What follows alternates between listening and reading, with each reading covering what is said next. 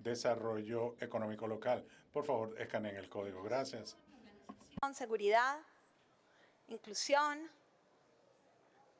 seguridad, security, employment, voluntad, inversión, employment,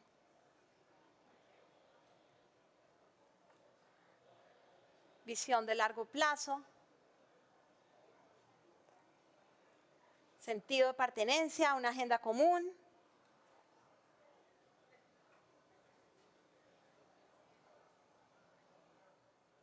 cultura ciudadana, empleo formal, difusión y trabajo mutuo, seguridad social. Bueno, vamos entonces a la segunda pregunta. ¿Cómo describirías la colaboración público-privada en los esfuerzos de desarrollo económico local en su ciudad? Tenemos 5 opciones: que está muy institucionalizada, que es ocasional pero no es constante, que es débil o informal, que es inexistente o no están seguros. Bueno, parece que ocasional pero no constante es como la que parece ser más. Bueno, con esto en mente, y necesito que ahora los expositores vean estas respuestas. A Juan Pablo Bonilla para abrir formalmente la sesión. Me complace invitar a Juan Pablo al podio. Juan Pablo es nuestro gerente del sector de cambio climático y desarrollo sostenible del banco. Bienvenido, Juan Pablo. Bueno, muy buenas tardes para todos, para todas. Es un placer estar acá en Barranquilla. Gracias a la OECD por escoger a Barranquilla para hacer este evento tan importante. Y antes de hablarles de la importancia que esto tiene para el BID en la región, yo quiero contarles que hace 25 años tuve el privilegio de ser el director de una entidad en Barranquilla que se llama Fundesarrollo. Me he encontrado con varios de mis colegas de esa época. Era el primer centro de pensamiento de desarrollo regional de Colombia. Y hace 25 años hablamos de la importancia que tenían este tipo de agencias locales de desarrollo para que las ciudades, para que las regiones pudieran progresar. Y nos parecía muy lejos ver eso. Ya no saben la alegría que me da venir 25 años después y ver el avance que está teniendo Barranquilla, pero no solo Barranquilla, sino también otras ciudades de Colombia. Creo que este país tiene que sentirse muy orgulloso de la dinámica que tienen las ciudades y en las regiones, y la importancia que eso tiene para el desarrollo, el crecimiento y la inclusión. Ahora, ustedes dirán, bueno, ¿qué hace aquí el gerente de Cambio Climático y Desarrollo Sostenible del BID? El BID acaba de aprobar su estrategia institucional hacia el año 2030, y en el Departamento de Sostenibilidad nosotros tenemos el área de cambio climático, el área de biodiversidad, capital natural y temas ambientales locales, el área de manejo de desastres naturales, y parte de nuestra función es cómo apoyar a todas las áreas del banco, al Departamento de Infraestructura, al Departamento de Instituciones, al Departamento de Instrumentos Financieros, en cómo la agenda de sostenibilidad tiene que hacer parte desde el principio en el desarrollo nacional y local.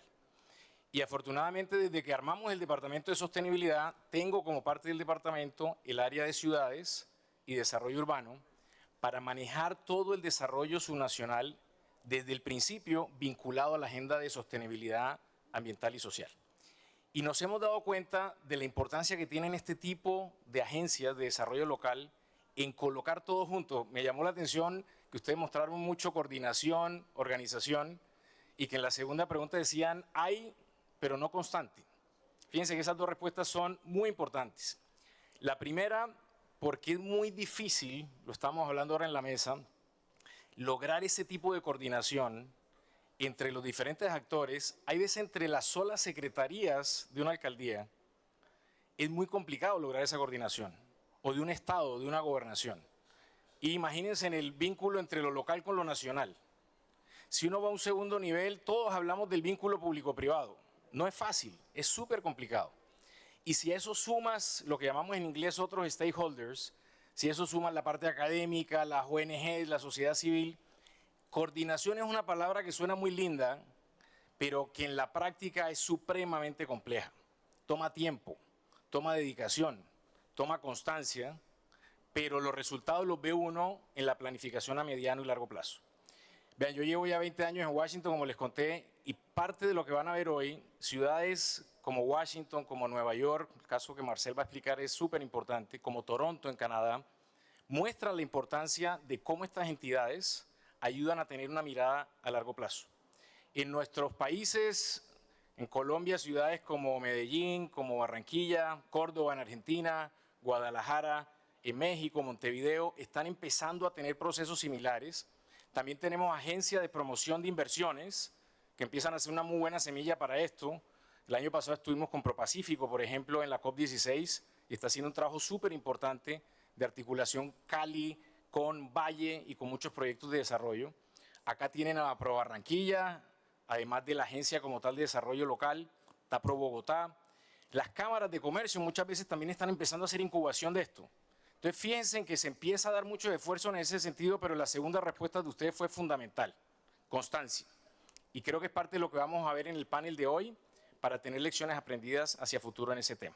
Para poder escalar estas agencias se necesitan 3 temas. El primero es gobernanza.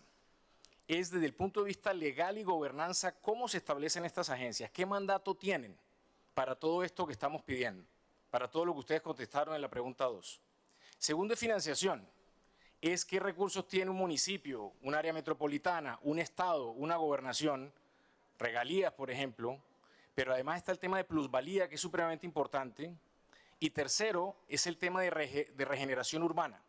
Muchas veces el tema de regeneración urbana es el punto de entrada para que este tipo de agencias puedan manejar activos y empezar a tener financiamiento para pensar hacia futuro. Y termino de una manera muy rápida, lo vamos a hablar más adelante del panel, el BID, cómo apoya este tipo de desarrollo en las ciudades. Lo hacemos vía líneas de crédito con garantía de la nación, lo hacemos vía bancos de desarrollo, y les voy a contar ahora en el panel algo que acabamos de aprobar por primera vez en la historia del banco, es cómo poder llegar a las ciudades en un piloto sin garantía de la nación. Pero eso lo hablaremos después en el panel. Así que, de nuevo, muchas gracias a la OSD. Es un gusto trabajar con ustedes en este tema. Un placer tenerlos en mi país, en mi ciudad. Yo crecí en Cartagena, pero me siento barranquillero también. Y muchas gracias a todos ustedes por estar hoy con nosotros.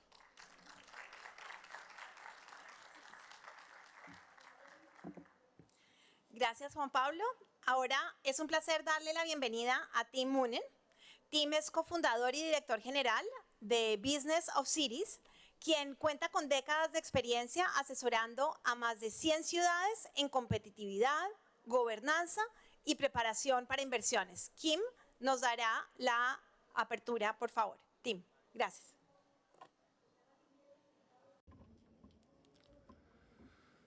Gracias, María Camila. Mi disculpas a todos. Voy a hablar en inglés solo por 10 minutos. Aprecio mucho el honor de estar en Barranquilla por primera vez. Creo que estamos acá porque la conversación común es que en un mundo urbanizante y economías urbanizantes, pero las ciudades tienen que figurarse cómo hacen que esto funcione para la economía local para poder moldear su futuro. Lo que vamos a hablar hoy es en la conversación acerca de inventar nuevas maneras de moldear su futuro como ciudad. Las ciudades, después de, al final, vemos en todos los continentes, son motores de trabajo, de crecimiento del sector privado, son motores de todo tipo de nuevas empresas, capitales e inversiones, pero la mayoría de estas ciudades también le hace falta las herramientas y capacidades para moldear su destino y para transferir este potencial entre estructuras y capital que va a lograr los objetivos de sostenibilidad. Y todo lo que están haciendo ¿qué están haciendo los gobiernos locales para ocuparse de esto? Lo que en todo el mundo, a través de nuestro trabajo, podemos ver que bien sea una ciudad que es más pequeña, una ciudad que quizás sea que tenga un tamaño mediano, que tiene visitantes. Muchos diferentes tipos de ciudades se han vuelto más intencionales en reconocer que pueden operar en mercados que son internacionales, tienen que aprender cómo se especializan y en qué se especializan y cómo se destacan en ese mundo y para quién. Tienen que adaptar su oferta, tienen que adaptar las industrias cambiantes porque la economía cambia rápidamente y tienen que ser diestros e intencionales acerca de cómo van a usar el capital, la tierra, la sociedad, los liderazgos que están en la ciudad.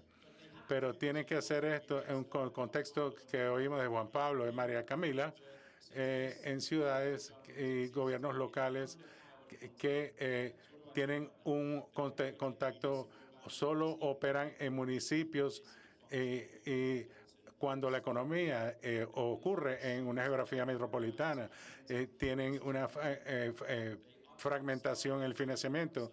Si generan, esto puede ser retenido a nivel central, provincial. Hay muchos incentivos para evitar los riesgos y quedarnos como estamos y no desarrollar. Pero las oportunidades que muchas ciudades que vemos en las últimas décadas, y nos damos cuenta cómo pueden trabajar juntos con sus asociados y otros gobiernos también para sobreponerse a estos obstáculos. Ahora tenemos 40 años de experiencia, más de 100 ciudades que han creado nuevos tipos de agencias y capacidades para revitalizar los distritos urbanos en medio de la ciudad o hacer el crecimiento industrial, promover a la ciudad internacionalmente, crear una visión común. Todas estas cosas son necesarias en nuestras ciudades. Y voy a darle algunos ejemplos de cómo hemos aprendido en este experimento, porque después de todo esto es un experimento de inventar nuevas herramientas para la ciudad. Por eso es un arte, no una ciencia. Tienen que ver qué funciona para su ciudad y en qué momento, pero la escala y la amplitud se da por prioridades y circunstancias locales. Se mueven en un rango de actividades y agencias que operan localmente, actividades y agencias que son regionales o aún más grandes, o agencias que usan poderes duros o poderes blandos. Y lo que queremos decir con esto es que tienen distintas maneras de crear cambio, a veces a través de instrumentos fuertes o a través de otras colaboraciones públicas y privadas.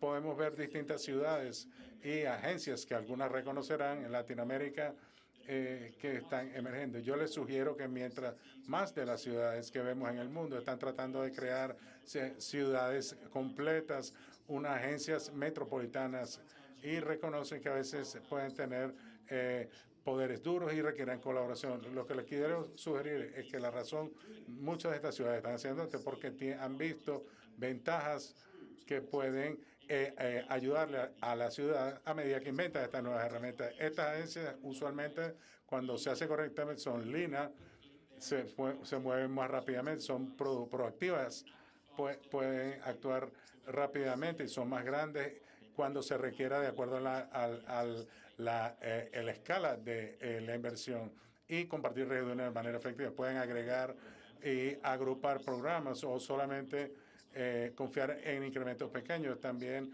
integrar partes de la tierra que se puedan integrar en este tipo de estructuras.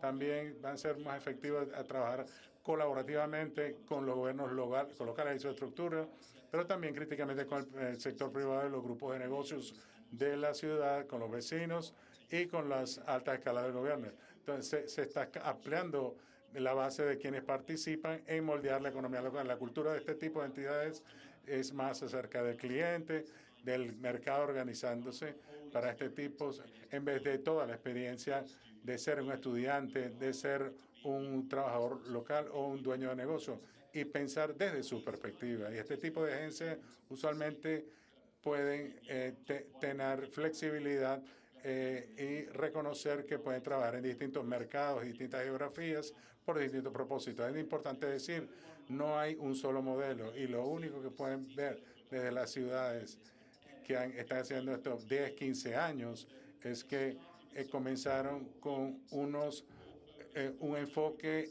en el núcleo y siempre crear nuevas formas de evidencia. ¿Qué es nuestra economía local? ¿Cómo la medimos? ¿Dónde están nuestros grupos? ¿Cómo creamos este marco de trabajo común qué podemos hacer para facilitar quizás las transacciones más fáciles y cómo podemos crear un banco de proyectos, un banco de oportunidades. Estas son las victorias fáciles al principio, pero a medida que pasen, tienen que hacer crecer sus capacidades y sus herramientas. En Sudáfrica, el número Shuane, cada agencia de desarrollo desarrolló más capacidad para coordinar proyectos más grandes, zonas especiales económicas, para convertirse en la primera ciudad automovilista de Sudáfrica. Ciudades que están haciendo planeación regionales o clústeres regionales, como en Turquía, viendo este proceso o también, como estoy seguro que han escuchado, como Barranquilla, Pro Barranquilla, que juega un importante rol en el mercado internacional y el creación de conciencia. Entonces, al hacer crecer esto, no es una talla que les sirve a todos, sino son distintas agencias y el apoyo que reciban. Un par de comentarios antes de entrar a la conversación más amplia. Primero, las agencias tienen que adaptarse a medida que el mundo se adapta. Y estas economías de la ciudad reconocen que hay nuevos imperativos. Tienen que proporcionar provisión de servicio, no solo facilitar las transacciones individuales. Bien sea venturing o uso de datos o licencias, todas estas destrezas tienen que absorberse. En segundo lugar, estas ciudades y su economía tienen que incrementar múltiples sectores, múltiples ecosistemas trabajando. ¿Cómo se coordinan este ecosistema para que tengan un interfaz efectivo con las agencias? Y lo tercero es reconocer de que estas agencias no pueden existir en un silo desconectada de la ciudad. Tienen que estar muy integradas con cuál es el objetivo principal de la ciudad socialmente hablando, cómo nos volvemos más resilientes y crecemos. Estos son los tipos de direcciones que tenemos y solo quería terminar con unos factores de éxito que hemos visto en grandes ciudades, así como en las ciudades de mediano ingresos. Esto puede ser en Latinoamérica en los próximos 5 años. Lo primero que yo diría es que un mandato a mediano término es fundamental. No es un ciclo político. Hay que dar la licencia para actuar decisivamente en complementariedad con los liderazgos políticos, bien sea Barcelona Activa o la Agencia de Desarrollo de Londres o París y compañía. Se les dio el apalancamiento político para trabajar durante más de un periodo de gobierno. Segundo, es importante que a estas agencias se les dé una licencia para recopilar buena evidencia. No es solo recolectar proyectos teóricos, sino realmente en qué somos buenos, en qué podemos competir, cómo podemos mirar al horizonte y tener las evidencias de esto. Estas organizaciones necesitan profundas relaciones, no pueden adivinar que quieren estos sectores, tienen que saber que necesitan estos sectores. Se beneficia mucho de procurar, de obtener cosas fáciles, de tener buenos proveedores.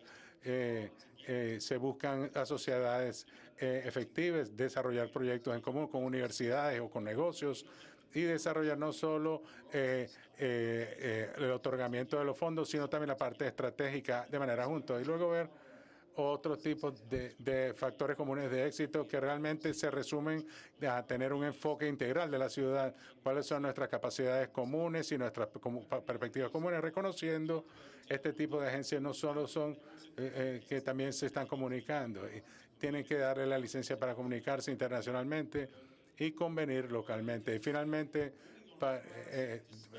traer las destrezas y conocimientos del sector privado, cómo se desarrolla la tierra, las ventas o las marcas, todas destrezas de mercadeo tienen que traerse para trabajar formalmente en la estructura o informalmente. Este set de destrezas es muy importante para lograr los objetivos. Mi hipótesis es que en los próximos 5 o 10 años las ciudades de Latinoamérica serán más prominentes en la creación y la madurez de este tipo de agencias a medida que el mundo comienza a darse cuenta cada vez más cuán importantes son. porque en una economía tan rápidamente cambiante, sistemas de cambios en nuevas inversiones, nuevas maneras en que las corporaciones invierten en las ciudades y las sostienen. Las ciudades necesitan este tipo de agilidad, de otra forma van a quedar atrás. Tienen que ser más intencionales acerca de cómo se familiarizan al resto del mundo con su ciudad y coordinar lo que tienen localmente. Y por último, esto es parte de una pregunta más amplia de cómo el liderazgo de su ciudad opera como un esfuerzo común, no solo una organización o un gobierno por un periodo de tiempo, pero una empresa común donde estas agencias pueden ser unos catalizadores de un verdadero vehículo. Quiero escuchar la conversación y espero que hemos dado un sentido de lo que debe ser la trayectoria global. Gracias, muy amable.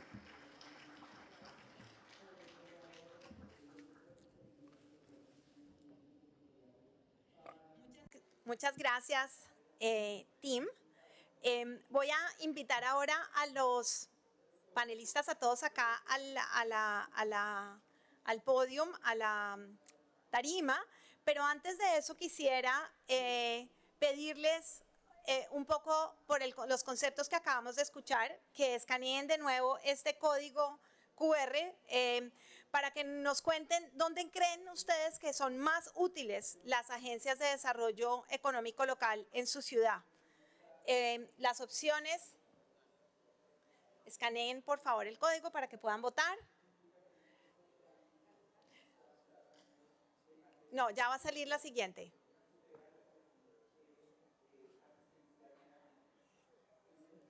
¿Dónde sería más útil una agencia de desarrollo económico local en su ciudad para atraer y coordinar inversiones, para revitalizar áreas urbanas centrales o subutilizadas, para gestionar y aprovechar la tierra y la infraestructura pública, para apoyar el emprendimiento y los negocios locales, para mejorar la prestación de los servicios de infraestructura o para fortalecer la planificación territorial y regional? ¿Tienen el código? ¿Pudieron votar? ¿Están pensando?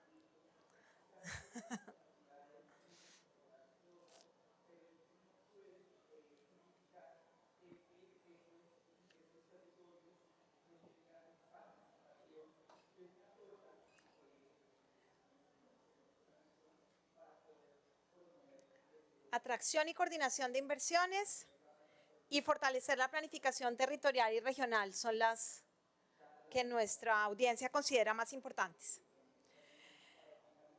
Vamos entonces ahora a pasar a la sesión de las experiencias de ciudad. Vamos a escuchar primero a Marcel Negret, que es el director de uso del suelo de la Asociación del Plan Regional, que se conoce como en las siglas en inglés RPA, que trabaja en Nueva York, New Jersey y Connecticut, quien nos va a contar cómo esta región aborda la coordinación territorial, la regeneración y la alineación intersectorial. Adelante, Marcel. ¿Qué? Aquí está, míralo.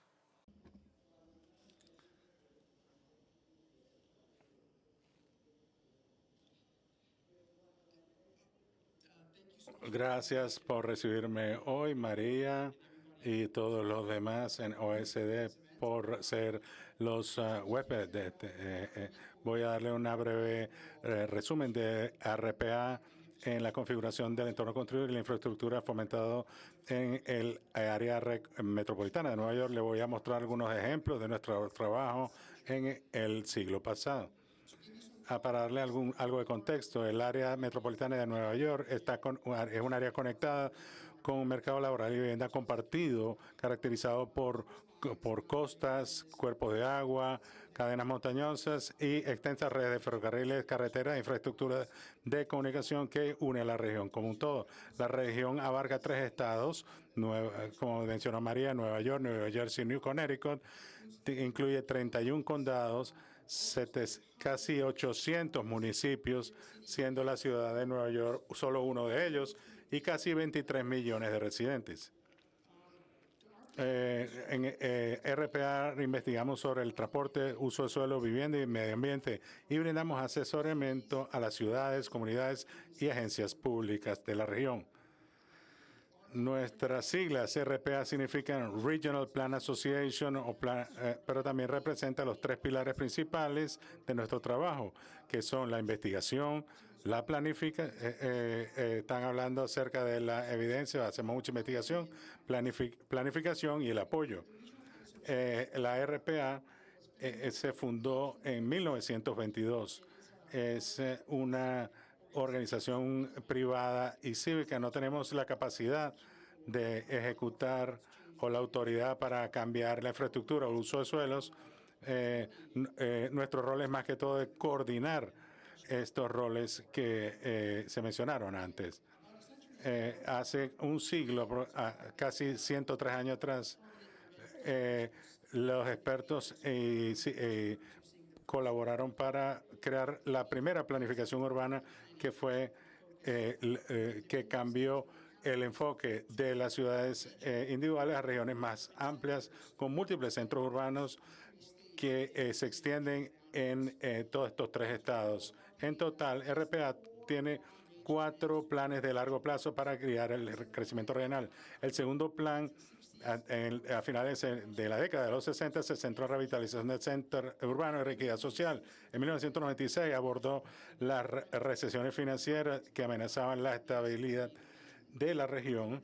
El cuarto plan regional, que fue publicado en 2017 y que fue el último, incluyó 61 recomendaciones que cubrieron transporte, vivienda, medio ambiente y gobernanza, centrándose en los valores de salud, equidad, prosperidad y sostenibilidad. En conjunto, estos planes han llevado a importantes proyectos de infraestructura, espacios verdes y desarrollo económico en la región. El personal de RPA incluye 30 investigadores, planificadores urbanos, arquitectos, expertos en políticas y gerentes de relaciones públicas que facilitan y colaboran con nuestros planes. Colaboramos estrechamente con los miembros de la Junta que representan a las industrias clave de la región y el liderazgo político de la región. Nuestro trabajo también es guiado por múltiples comités estatales, incluyendo tres comités de Estado, incluyendo los 3 estados de Nueva York, New Jersey y Connecticut. Debido a la escala y complejidad de la región, a menudo recibimos solicitudes para abordar diversos problemas emergentes, pero para priorizar nuestro enfoque, desarrollamos un marco que evalúe si el problema se alinea con nuestro cuarto plan regional, que guía nuestras posiciones sobre las inversiones en infraestructura y las políticas necesarias para la región. Los siguientes ejemplos específicos que hemos hecho, comenzando con el transporte.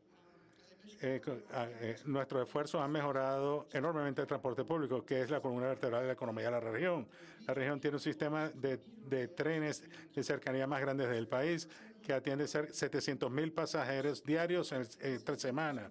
Este sistema también incluye 3 operadores regionales y Amtrak, que es el sistema que conecta la mega región desde Boston hasta Washington, D.C. Nuestra red de metro y autobús juntos representa el 40% de los números de viajes en el transporte público del país. El sistema del metro de Nueva York es el más grande del mundo por el número de estaciones, que tiene casi 468 estaciones.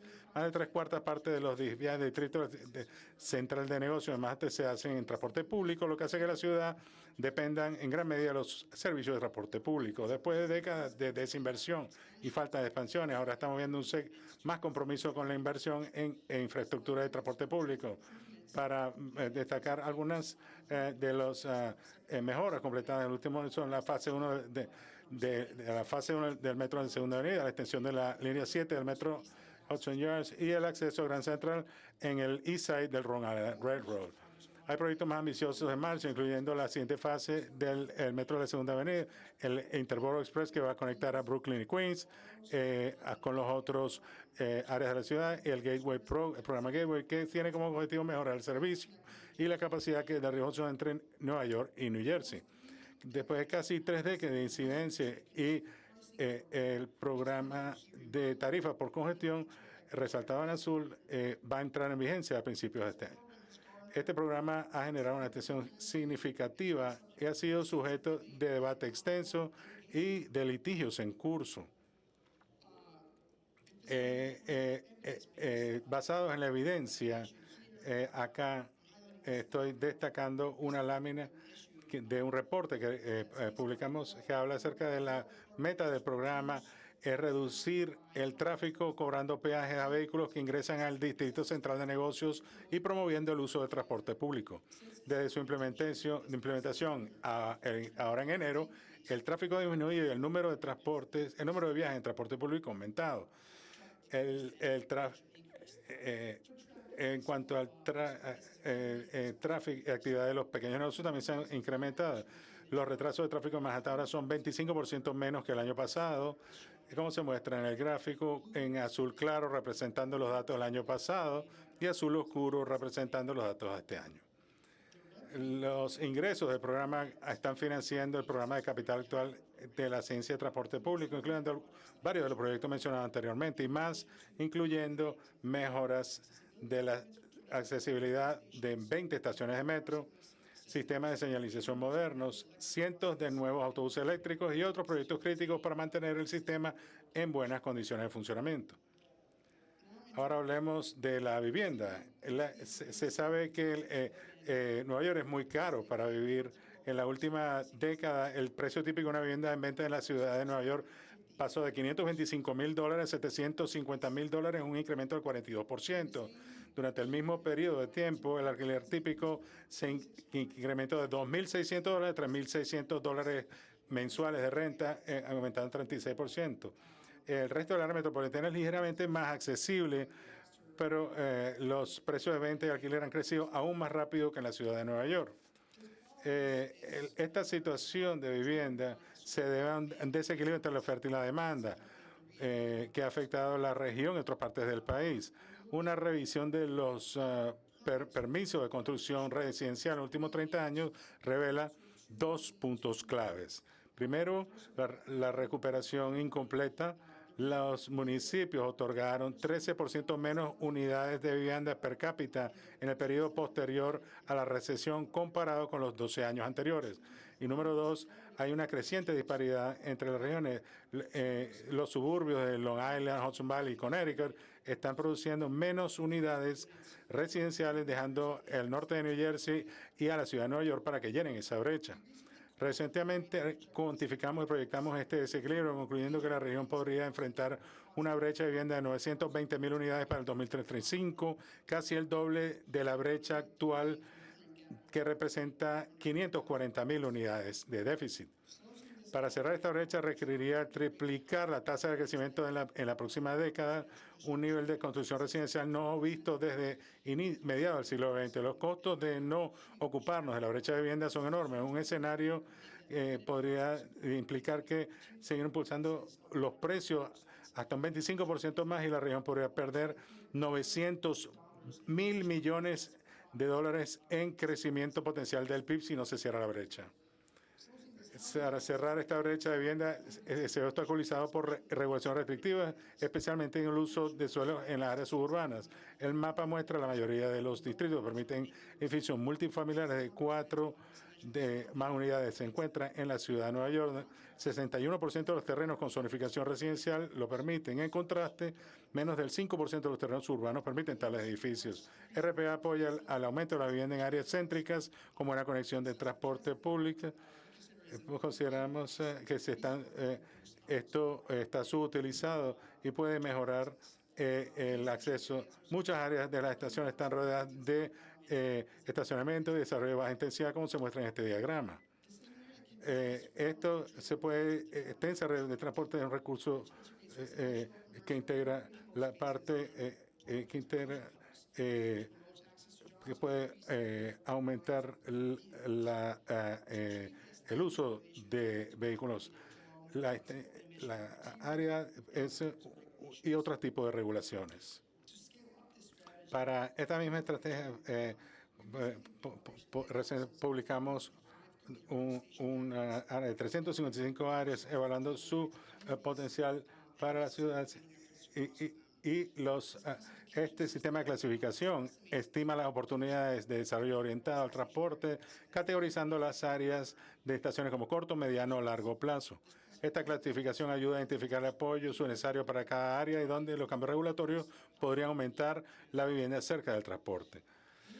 Las agencias de transporte del Estado de Nueva York están utilizando nuestro sistema de clasificación, el próximo plan de transporte regional para guiar los usos de recursos federales. Nuestros esfuerzos contribuyeron a las recientes reformas de regulación del uso de suelo en Nueva York, mejorando las oportunidades para esta estrategia. Por último, pero no menos importante, el medio ambiente. Para este análisis, RPA evaluó la exposición de la vivienda y las pérdidas por dos riesgos de inundación: el aumento del nivel del mar y las inundaciones relacionadas con tormentas, utilizando proyecciones para el 2040 y 2070. Estimamos que las pérdidas de la vivienda pueden afectar al 78% de los municipios suburbanos y 60% de los distritos de la ciudad de Nueva York. El mapa muestra la pérdida estimada de viviendas por áreas y con el tamaño de cada círculo representa la pérdida proyectada. Para el 2040, las comunidades de todo el área de estudio pueden perder hasta 82.000 unidades de vivienda debido a las inundaciones permanentes, crónicas y costeras, con pérdidas que se duplicarían a 160.000 para el 2070. Comparar las áreas expuestas a inundaciones indicadas por las marcas con el crecimiento demográfico proyectado por el 2040, que se ve con rojo cuando hay mayor crecimiento, revela interacciones complejas entre el crecimiento y los niveles de riesgo. Identificamos 4 tipos distintos de áreas, cada una definida por una combinación única de las 2 variables clave, categorizando los barrios de la ciudad de Nueva York y sus suburbios. Para cada tipo, desarrollamos prioridades de políticas específicas y un conjunto de herramientas de recomendaciones adaptados para el desarrollo orientado al transporte para áreas de crecimiento que tienen bajo riesgo hasta reubicaciones gestionadas de zonas de bajo crecimiento y alto riesgo. Actualmente estamos colaborando con proyectos locales y estatales para implementar este marco a través de proyectos pilotos en los próximos años. Esto es solamente una pequeña visión de la extensa historia y su investigación. Les invito a que visiten nuestra página web rpa.org para obtener más información. Gracias.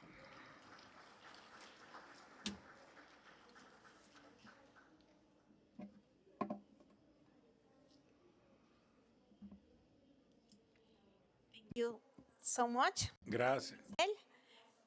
Parece que Ana María tuvo que salir a atender algo urgente.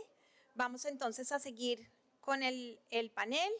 Invito, por favor, acá a pasar a Tim, a Ana Rubín de la OSD, a Marcel y a Juan Pablo para que nos acompañen en esta conversación.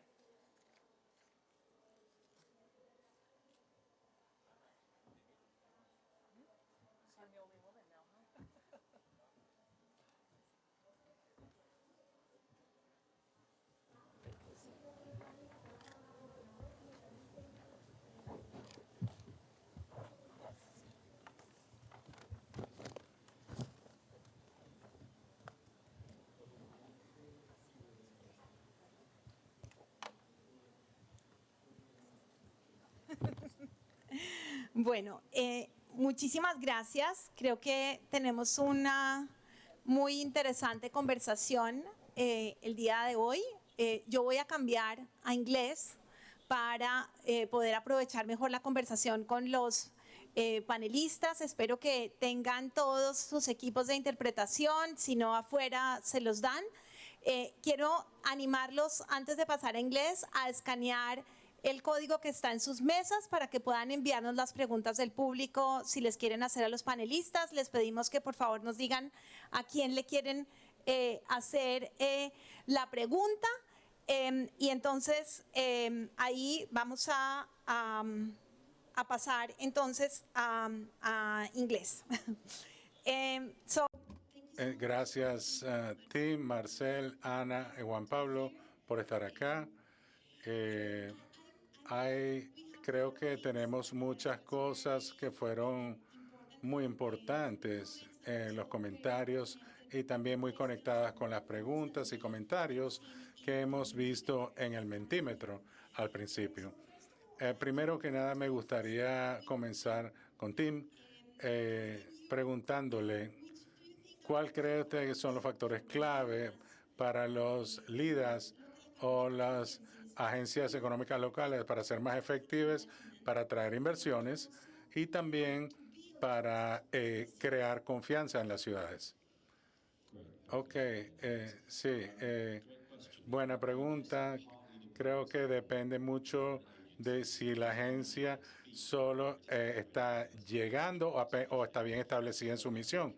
Pero creo que vemos muchos ejemplos de agencias que se han establecido para desarrollar esta atracción internacional, pero sin comprometerse totalmente con la capacidad del sector privado de la ciudad.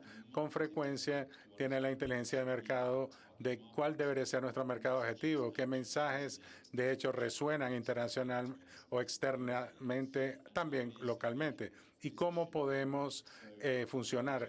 Creo que un factor clave de éxito sería la porosidad, esa interfaz entre empresas públicas y privadas, que se volquen más hacia el mercado, cómo se explican al mundo, cómo se diferencian. Hay 10.000 ciudades, después de todo hay que diferenciar cada ciudad en ese contexto, y también deben tener ojos que estén fuera de su ciudad, que le puedan decir qué es lo que usted está diciendo acerca de sí mismo y y que es significativo y distintivo con respecto a las cualidades de su ciudad.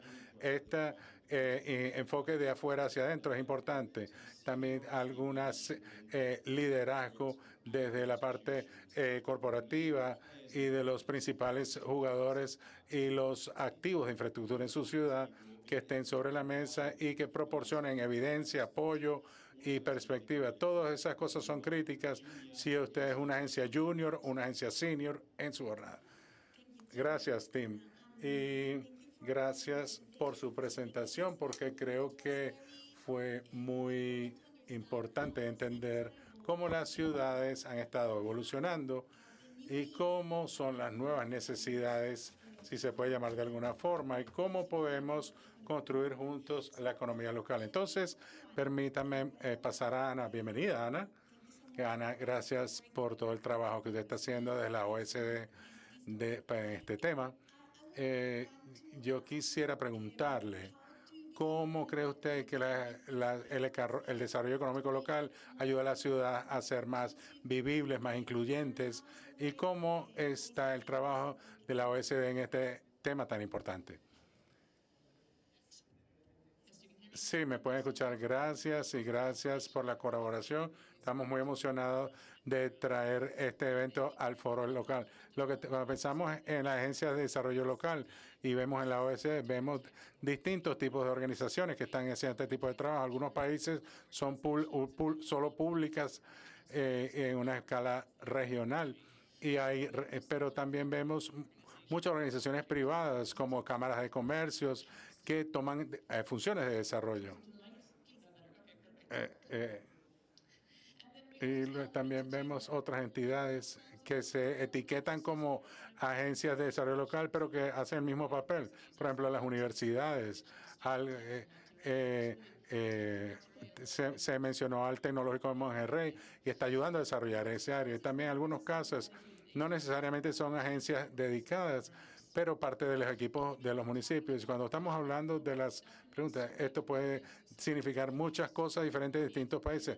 Local en Canadá es una cosa y local en Costa Rica es otra. En algunos casos trabajan con las comunidades a nivel de los barrios y vecindarios, en vivienda, infraestructura social y el desarrollo local. Y a veces operan a nivel municipal. En algunos otros casos trabajan a nivel interregional. Por ejemplo, el año pasado se tuvo lugar en Copenhague, que es un área que cruza la frontera sueca de Dinamarca, y hay agencias de desarrollo que trabajan a través de las fronteras. También tenemos que las funciones son muy diferentes, dependiendo cuando estamos hablando de desarrollo económico. Algunas están en apoyar a sus negocios locales, otros en atraer multinacionales a sus y otras formas como vemos cómo funcionan diferente si estamos creando estrategias grandes o están haciendo estrategias más pequeñas. Pero todos estos tipos distintos de funciones, escalas y estrategias, hay factores comunes que hemos estado mencionando que los hacen exitosos. Entonces, ¿cuál es algún tipo de gobernanza público-privada? Necesitan la legitimidad del sector privado. Tiene que ser democráticamente contable, pero también que sea fluido en el negocio de negocios, porque eso es lo que vamos a hablar con los clientes. También tiene que estar operando en una escala que sea acorde a la tarea, sea una área funcional urbana o un barrio. Y de nuevo, oímos en la presentación de Marcel también, necesita una experiencia técnica. Yo soy OSD, necesitan a este tipo de personas con esta capacidad, pero también las personas que tienen las destrezas diplomáticas que pueden hablar con el sector privado, el líder del sector privado, del sector público. Y también muchos de estas agencias tratan de sentar a distintas personas en la mesa. Creo que es esencial. Gracias, Ana. Gran mensaje para todos nosotros. Entonces, me gustaría pasar a Marcel. Marcel, usted mencionó, y creo que para nosotros fue muy importante este ámbito regional y cómo ustedes están coordinando temas importantes en términos de transporte, uso de suelos, vivienda, hay muchas cosas que son muy importantes, el medio ambiente.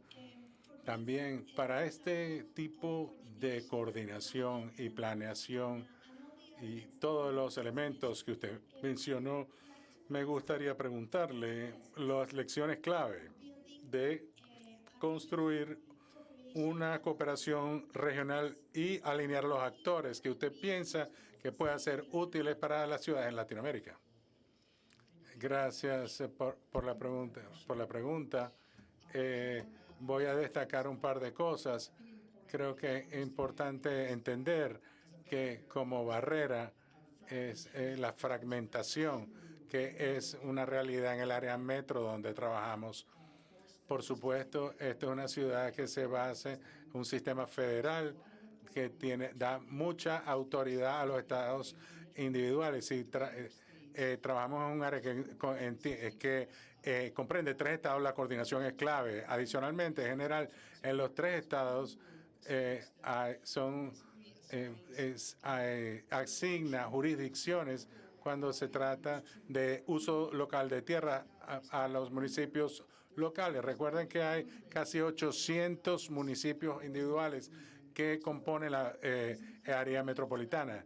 Está increíblemente fragmentado. Creo que eso crea la necesidad de colaborar y coordinar, y la razón por la cual RPA ha durado hasta hoy es la necesidad de coordinar a todos estos actores en toda la región. Algo que quiero destacar en nuestro rol en facilitar esta coordinación, que es la importancia de basarnos en evidencias, mostrar la información, mostrar qué funciona, mostrar los datos, los resultados y todas estas cosas, y enfocarnos en los méritos de las propuestas de política, sin que importe la afiliación política o el ciclo político específico, solo mostrando que ser consistente en la evidencia que soporta cualquiera sea la política de la que se está hablando. Hablamos de legado, de reputación y credibilidad, que la organización en la que yo trabajo tiene ese beneficio. Tan importante como eso, voy a enfatizar la accesibilidad y transparencia con el público en general. Toda la información que proporcionamos, todos los informes disponibles gratis en nuestra página, también en una página que es fácil de utilizar, que no tiene sitio donde hay que pagar ni nada, donde hay datos técnicos y rigurosos que son accesibles a un público bien amplio. Esto crea confianza y cultiva la confianza en el público. En términos de pensamiento regional y la implementación a nivel local, nosotros producimos un análisis y conclusiones que la organización comparte pensando en estas dos escalas, a nivel regional, cuáles son los aprendizajes para el área metropolitana, pero también qué significa eso para las localidades individuales, la habilidad de hacer zoom, acercarnos o alejarnos, es un marcador clave para todo el trabajo que hacemos y los informes que hemos publicado. Trabajamos muy de cerca con las agencias económicas en Nueva York. Hay dos maneras. Tiene corporaciones de desarrollo económico, que es una forma, con ellas colaboramos mucho y compartimos los datos y participamos en esfuerzos todo el tiempo. Y por fuera de la ciudad de Nueva York, eso se conoce agencias de desarrollo industrial, en su mayoría, y en algunos casos son ideas. En estos casos representas pueblos pequeños que tienen 2.000 habitantes, no tienen la capacidad técnica como la corporación de la ciudad de Nueva York. Nosotros le prestamos la colaboración y también finalmente, como no tenemos la capacidad de implementar nada, no tenemos autoridad, solo podemos ayudar a coordinar y dar una visión potencial de cómo se vería la región. Es importante el diseño de la información. Nuestra información es rigurosa, pero es accesible y dependemos de nuestra página web. Es una manera de contactar al público, pero también tenemos eventos como este, donde traemos a todos los actores relevantes desde la región para discutir estos temas.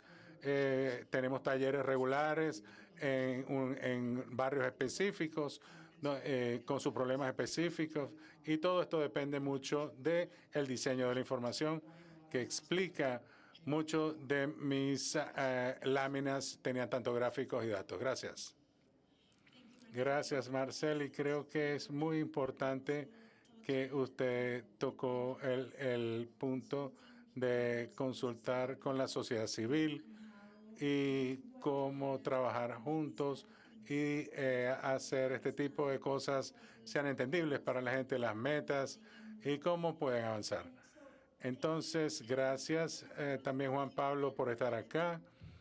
Quisiera preguntarle, el Banco Interamericano de Desarrollo ha estado trabajando muy cerca con las ciudades en Latinoamérica y una de ellas es Barranquilla, para apoyar el desarrollo de la economía local. ¿Podría compartir, por favor, cómo nos hemos hecho esto en el tiempo con distintos instrumentos que el banco tiene?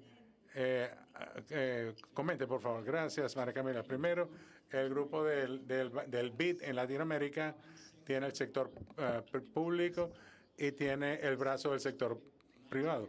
El sector privado se creó hace 19 años y parte del reto es cómo nos coordinamos ahora, y el otro reto es cómo ayudamos a la ciudad en este proceso. Entonces, históricamente, hasta hace un mes apenas, apoyábamos a las ciudades a través de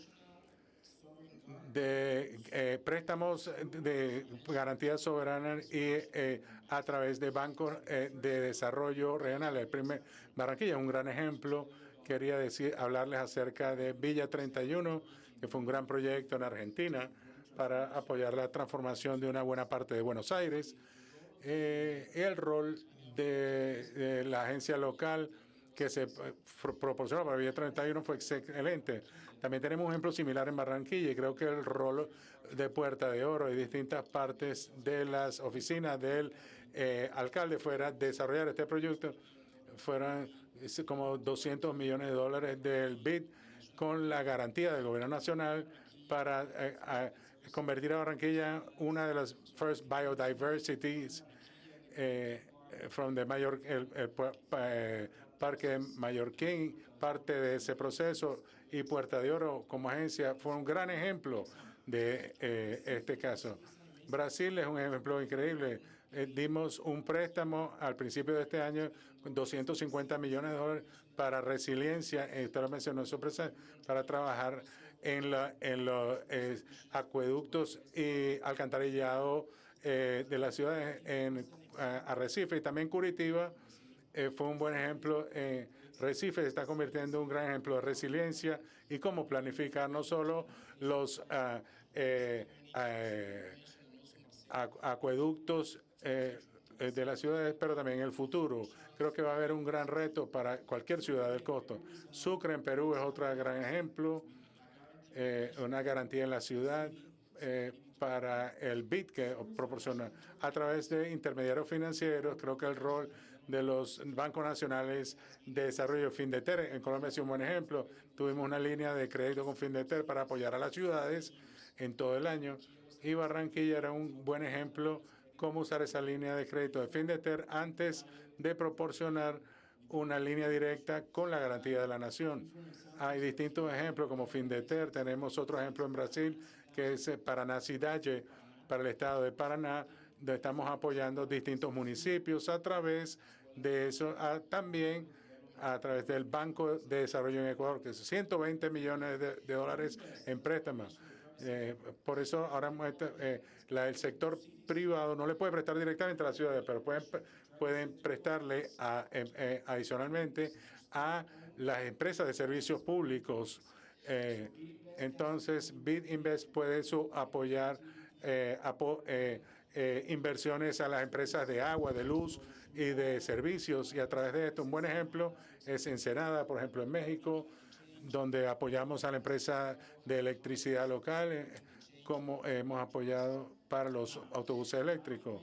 Yo también mencioné hasta hace un mes, porque nuestra junta directiva del BID tiene una junta directiva de 48 miembros, representantes de todos los ministros de Finanzas. Ellos aprobaron hace casi 2 semanas un nuevo programa para el banco. Se llama el Programa de Ciudades y Regiones para el BID. Fuimos a Denver, creo que hace 2 años, a la cumbre de Latinoamérica y Estados Unidos, y el presidente del BID escuchó a más de 120 ciudades de la ciudad en la necesidad de tener más acceso directo sin garantía de la nación para ciudades y regiones. Eso no es fácil. Para poder obtener eso, tiene que trabajar mucho en la parte financiera de las ciudades para tener acceso. Pero después de 1 año y medio de trabajar internamente en el banco, con las distintas áreas del banco, la parte financiera, el riesgo, todo el mundo del banco, nuestra junta aprobó hace 2 semanas un piloto.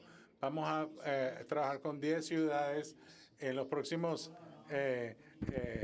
será 100.000 millones de dólares para probar primero cómo podemos apoyar a las ciudades en la parte financiera, en la capacidad crediticia, que tenga una línea de inversión, una línea de inversión garantizada por el BID en distintas áreas, algo que estamos comenzando este año para los próximos 5 años, y esperamos, si esto funciona, vamos a poder en 5 años prestarle directamente a las ciudades en la región. Esto va a ser muy importante, tener alianzas con otros bancos de desarrollo. La CAF está comenzando a trabajar en distintas áreas de la región. Creo que esto es un buen ejemplo de cómo podemos coordinar no solo entre nosotros, sino con otras instituciones financieras, proporcionar préstamos, pero al mismo tiempo apoyo técnico, también conocimiento. Creo que este evento y la red de ciudades es un buen ejemplo de cómo podemos reunir con los más grandes. Ya comenzamos, no solo con los alcaldes, sino con los ministros de Finanzas para crear más capacidad, pero al final tener agencias de desarrollo regional que hagan ese enlace público-privado para tener toda la cooperación técnica y todos los estudios preliminares que se necesitan. Toda la colaboración entre las entidades va a ser la clave para realmente hacer crecer esto. Gracias. Gracias, Juan. So I think that now Creo que ahora tenemos una visión de las finanzas. Quiero de nuevo entrar al punto de Tim para entender el enlace con lo que dijo Juan Pablo acerca de la colaboración público-privada. Quiero entender y que nos dé, por favor, más de sus pensamientos acerca de cómo las tendencias emergentes pueden ayudar a las ciudades latinoamericanas. La hipótesis que usted compartió al final fue muy interesante.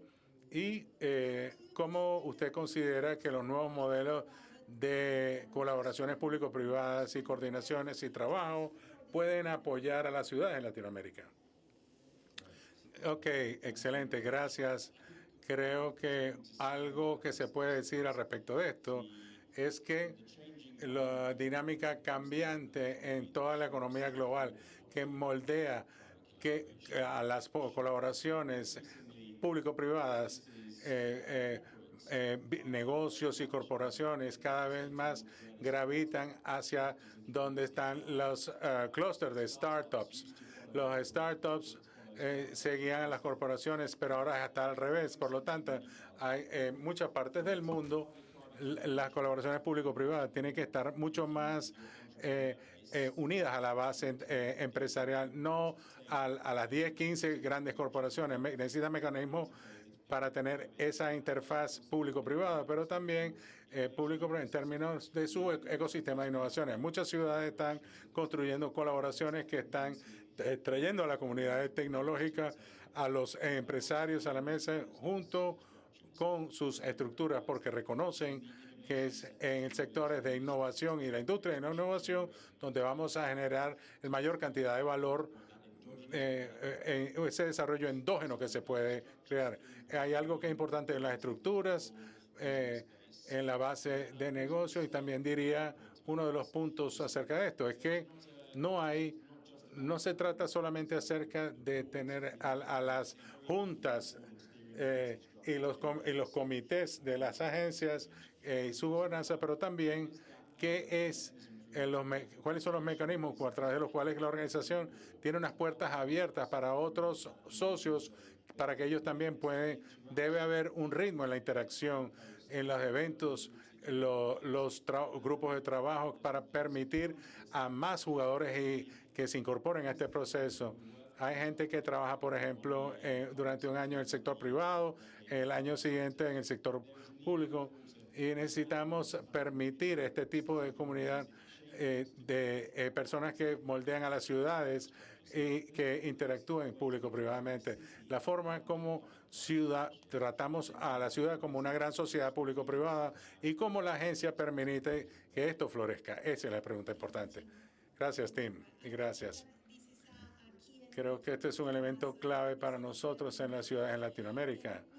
También muchas preguntas de la audiencia que quiero mencionar, pero quiero preguntarles, Ana, en las lecciones aprendidas en los otros países y cómo se puede fortalecer el desarrollo local de la economía, particularmente en términos de gobernanza, la capacidad institucional, la innovación y cómo podemos tener un enfoque más innovador para las finanzas.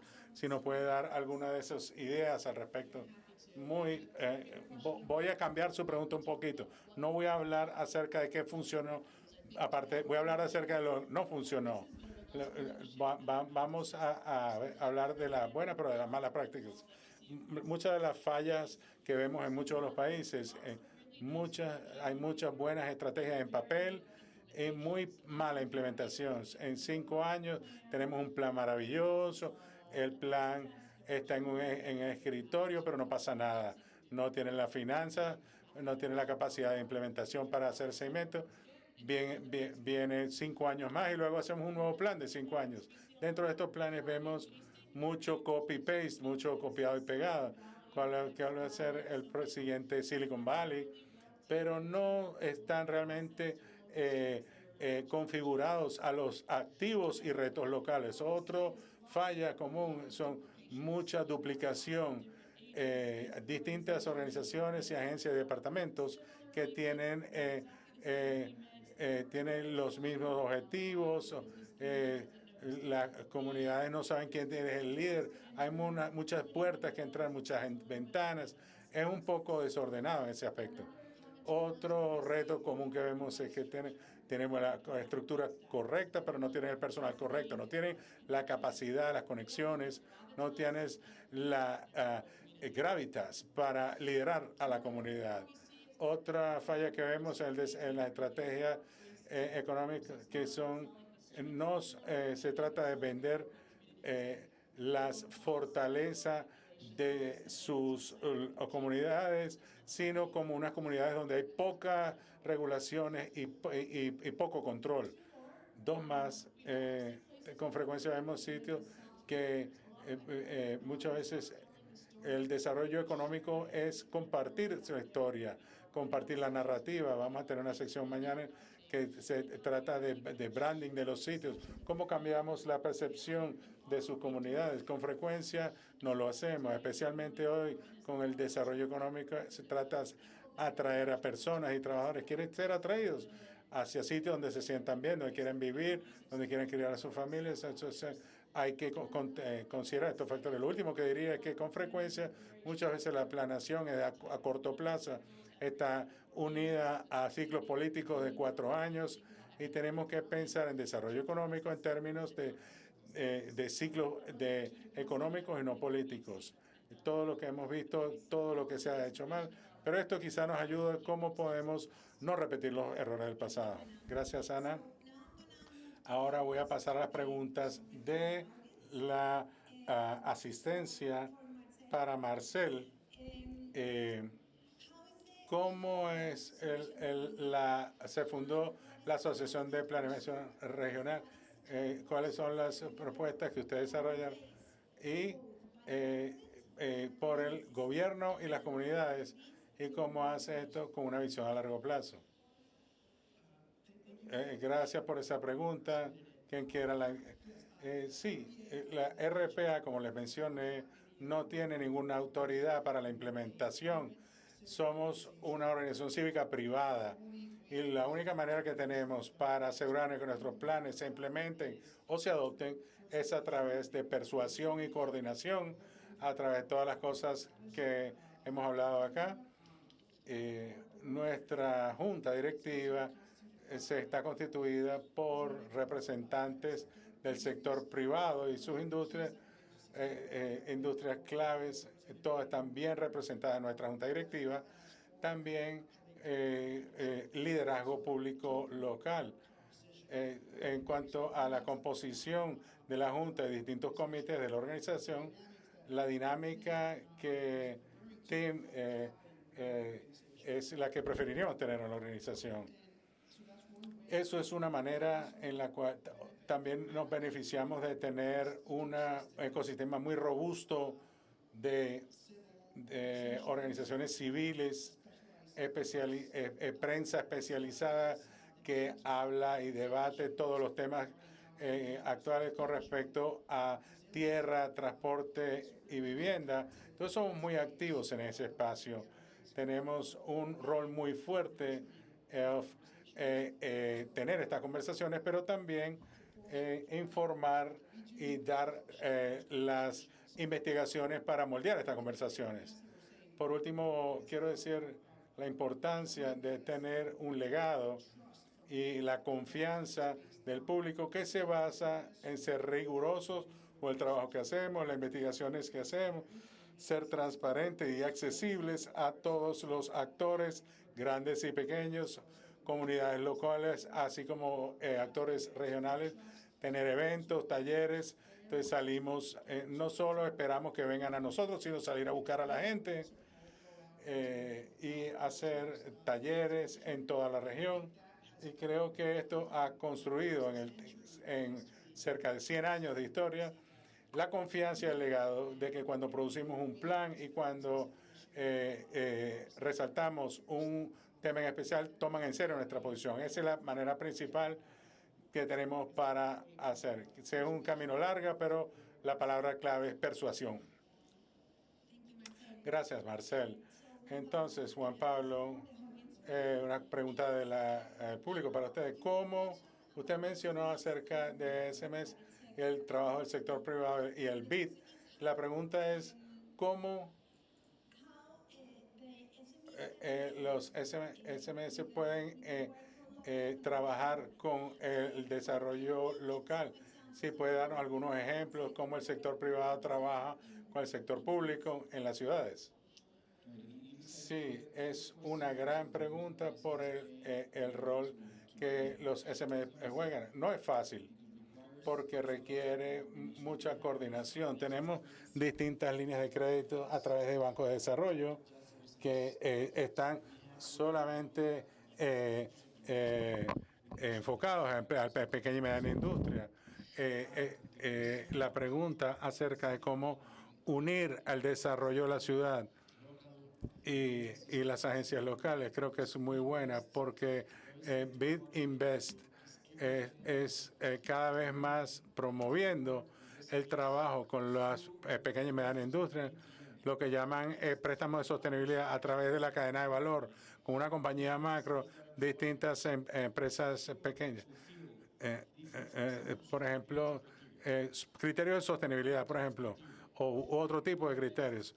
BID Invest revisa los intereses a través de la cadena de valor. Entonces, creo que la manera de realmente incorporar a muchas pequeñas y medianas industrias es darles préstamos, pero a ver cuáles son los incentivos claves que le puede proporcionar a una empresa más grande para que se traduzca a la cadena de valor de la empresa pequeña y mediana industria. Ese es el reto que tenemos en los siguientes años. Gracias, Juan Pablo. Entonces, tenemos tiempo para 2 preguntas más. Para Tim, ¿cuál es su opinión acerca del movimiento como Cityscan B, o que puede ser promovida recientemente? Y hay algunas ciudades como Barcelona, París y Edimburgo involucradas. ¿Qué piensa usted acerca de esto y cómo puede conectar esto con ciudades en Latinoamérica? Las ciudades pueden ser... Dígame, por favor, más, que no le entendí bien. La persona que hizo esta pregunta, él dice que es un movimiento que las ciudades pueden ser para promover nuevas visiones, como nuevas estrategias de desarrollo económico. Sí, claro. Yo sospecho que esa agenda es basada en la idea de que Barcelona, como otras ciudades, es una víctima de excesivo turismo y están organizados en una economía bastante estrecha, que es la economía turística, y todos los impactos que ha tenido en los temas de vivienda, y eso impacta al sector público también. Lo que infiero de esta pregunta es que están visiones que compiten por con respecto a qué debería ser una ciudad. Cada día más la agenda de desarrollo económico o una que es guiada por los negocios debe ser más consciente y desarrollar más conciencia acerca del rango de visiones que están compitiendo para una ciudad y encontrar maneras de desarrollar una agenda pro apertura, pro negocios, más que simplemente hacer lobby para un tipo de negocio. Hay que pensar más en traer en casar estas visiones que compiten. Algunas son una suma positiva y crear una agenda acerca de una visión que pueda desarrollar una más amplia base de apoyo en vez de ver visiones políticamente conflictivas y que compiten. Cuando se comprometen a una sola, entonces ya luego no funcionan las demás. Yo creo que la agenda de Barcelona, como la vemos en el norte de Europa y en todo el mundo, ha enriquecido la conversación acerca de qué debería ser una ciudad, y el desarrollo económico no es solamente un silo o un grupo de interés, es pensar en cómo acomodamos esta visión de una manera más amplia y más rica. Gracias, Tim. Por último, para Marcel, la planeación es algo muy retador para nosotros. Si pudiera decirnos cómo o dónde comenzar a coordinar distintos planes territoriales en las agencias. Puedo pensar que la pregunta es cómo coordinamos la planeación regional de Connecticut con la planeación de New Jersey, New York. ¿Cómo hacen esto en un sentido más amplio para la planeación territorial? Gracias. Antes de quiero hablar de la pregunta anterior, en la importancia de no convertirse, no casarse con un solo interés, una sola industria. En nuestro caso, mencioné que nuestra junta se compone de miembros de las industrias clave. Son una mezcla. Internamente, dentro de la junta directiva, hay unos debates muy interesantes para evitar precisamente ese problema que usted mencionó de apoyar un solo interés, una sola industria. Entonces, la diversidad de las industrias, eso crea un rango de intereses que tiene que ser más moderado y facilitado y priorizado. Acerca de su pregunta de la planeación territorial, creo que comenzando con documentar las condiciones existentes, mostrando cuáles son las condiciones que involucran mucho mapeo, mostrando las condiciones, la cobertura de la tierra y esto cómo se asocia a la vivienda a nivel local y luego comparar esas estadísticas y esa documentación con las regiones más grandes y otras partes de la región. Con mucha frecuencia nosotras comparamos una de las láminas, le mostré los permisos de construcción residencial de Connecticut con New Jersey para tener un poco el sentido cuál es la tasa de crecimiento que está ocurriendo en distintas partes de la región. Documentar las situaciones existentes y mapearlos para poder entender en una escala local, pero también en una escala regional, cuál es el progreso, cuáles son las brechas, y luego eso se puede utilizar para informar cuál podrían ser un plan para resolver esos temas y esas brechas de las condiciones existentes. Las condiciones existentes, mucho mapeo, mucho mapeo.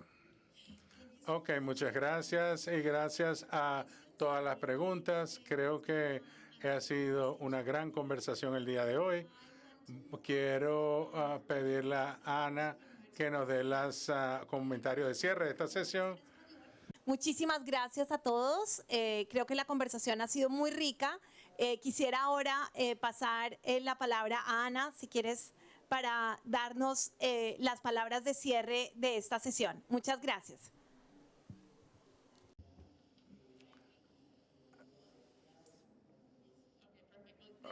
Gracias por esta conversación tan interesante. Estoy seguro que vamos a tener muchas oportunidades en los próximos días para intercambiar. Quiero dar las gracias al BID por unirse y para ser nuestro anfitrión aquí en Barranquilla. Las preguntas que tenemos hoy se unen mucho con las cosas que vamos a hablar en los próximos 3 días. Lo que quiero decir es para hacer no conclusiones, sino algunas preguntas para poder pensar. Una pregunta es, ¿cuáles son los nuevos impulsores de la nueva competitividad? Ya creo que empezamos hablando de esto, el turismo y entender el desarrollo económico y qué es. Antes era de bajo costo, acceso a los mercados, pero hacia adelante va a ser más de sostenibilidad, de fuerza de trabajo capacitada. Entonces creo que esta pregunta es, ¿nuestros modelos existentes de agencias de desarrollo van a funcionar? Otra pregunta que deberemos considerar, ¿qué significa estar operando en tiempos de incertidumbre radical? Estoy hablando de inteligencia artificial. No sabemos qué nos va a traer el clima. Sé que va a haber cambios continuos en el comercio global. ¿Cómo esto moldea la necesidad de planeación global y de identificar globalmente las nuevas tendencias globales? Otra pregunta que creo que debemos hacernos es cómo podemos usar los momentos catalizadores. Una de las cosas que encontramos que en muchas ciudades, incluyendo Barranquilla, hay momentos catalíticos, hay cambios, a lo mejor puede ser algo malo o hay un cierre de una empresa muy grande o crisis financieras. ¿Dónde vemos la oportunidad? Tienen un evento global. Estos son con frecuencia los momentos que pueden ver estas colaboraciones público-privadas. Realmente cobran importancia. Y lo último que quiero mencionar es qué significa todo esto fuera de las grandes ciudades. Sé que no es una gran sorpresa de que nuestro foro en la ciudad hemos estado, si sabemos mucho que esto de capacidad y temas de capacidad en las ciudades más grandes, cómo creamos estas capacidades más allá de las ciudades grandes, ciudades intermedias, pueblos. Estoy viendo a Alexandra que está sentada aquí porque tenemos mucho trabajo que estamos haciendo en la OECD tratando de crear redes de desarrollo económico. Sé que el BID está haciendo mucho con esto. Creo que continuamos trabajando juntos. ¿Cómo trabajar juntos en el mundo hacia Latinoamérica también? Entonces, voy a parar. Tenemos mucho que pensar. Gracias. Agradecida de continuar esta conversación todos estos próximos días y gracias por invitarme. Muchas gracias, Ana. Muy amable. Muchísimas gracias a los panelistas de hoy por este diálogo tan enriquecedor. Vimos hoy que las ADELs, como las llamamos en español, o las LIDAs, como se dice en inglés, son mucho más que unas unidades técnicas o unas organizaciones o unas agencias que son catalizadoras de transformaciones que son muy importantes para mejorar la calidad de vida de nuestras ciudades, para el crecimiento económico, para mejorar nuestro trabajo con el sector privado y sobre todo por tener una mejor visión en el largo plazo. Desde el BID seguimos comprometidos con apoyar a las ciudades de América Latina y el Caribe para fortalecer sus marcos institucionales y construir plataformas de crecimiento inclusivo. Damos muy especialmente las gracias a la OECD y a Barranquilla por este espacio y a todos ustedes por acompañarnos. Muchísimas gracias.